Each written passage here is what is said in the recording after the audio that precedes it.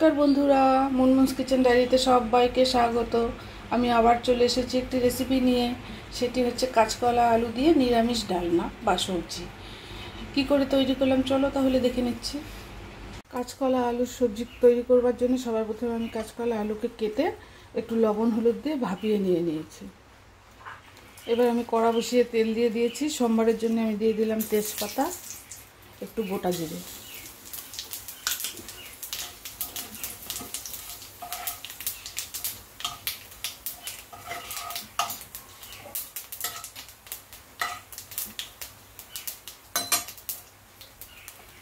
দিয়ে দিলাম একটা টমেটো,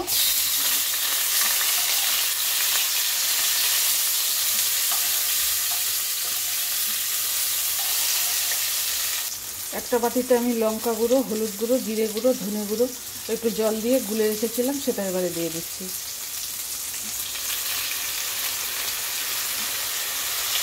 দিয়ে দিলাম পরিমাণ মতো লবণ। কাঁচকলা আলুটা আমি লবণ দিয়েই সেদ্ধ করে নিয়েছি। আর দিয়ে দিলাম সামান্য একটু চিনি। এবার মশলাটাকে আমি ভালো করে কষিয়ে নিচ্ছি।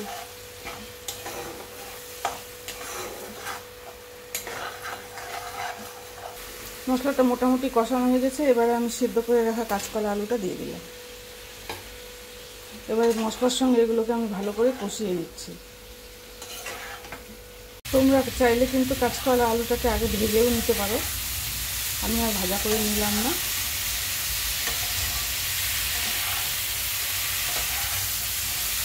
আমি ভাপিয়ে নিয়েছি জন্য আর ভাজা করলাম না। মশলাটা ভালো করে ভাজা হয়ে গেছে। এবার আমি একটু গরম জল দিয়ে দিচ্ছি।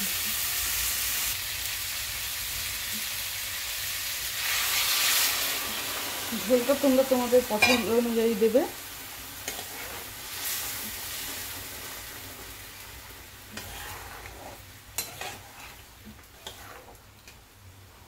এবার আমি ঢাকা দিয়ে দিলাম।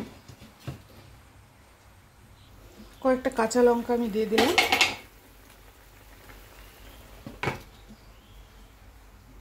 এবার আমি দিয়ে দিলাম 1 চামচ ঘি।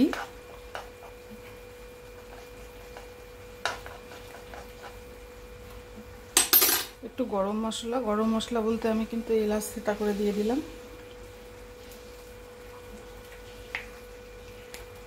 একটু দিয়ে দিলাম কাসুরি মেথি।